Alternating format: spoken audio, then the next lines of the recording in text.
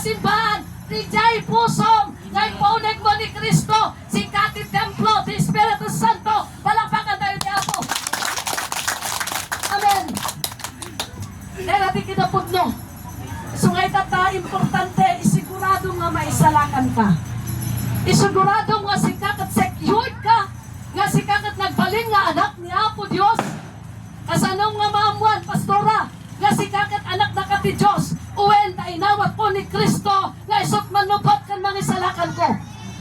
Amen. Amen. So ano namang damdaman ka na kayo, kas anong nga ko na nga si kakat pudno ka nga anak ni Apo Diyos.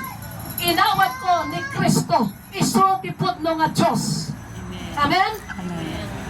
Kasi naman ti mamati kanyak ko na may kantibyan, may kanti kalintigan, John 1:12, may kanti kalintigan, nagbalin nga anak ko, at kaniti rights, nagbalin nga anak ko, isong ano nagbalin ka nga anak ti Diyos, may sakangarong nga basit nga Diyos.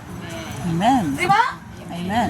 Because you have received the Lord God Almighty, then, si kagarudan, nagbalin ka nga, kas nabasit nga Diyos. Na nagbalin ka nga kamkamang ti pamilya ti Diyos.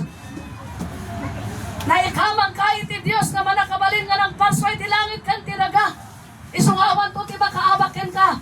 Una na siya sinon to ti gumurakin ka. Amin nga da kanyak awan to pulos ti makagurakin kwa na. Oray nugurain na ka, handa ka nga mabalin nga patayin. Handa kang mabalin nga dangran, ingga na nga ipakadada, ijay Diyos nga nang isalakan kayo ka. Amen?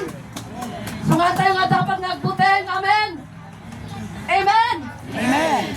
So nga dapat ni anak niya po Diyos ng turen, ipagandit ang kabay mo ng turen.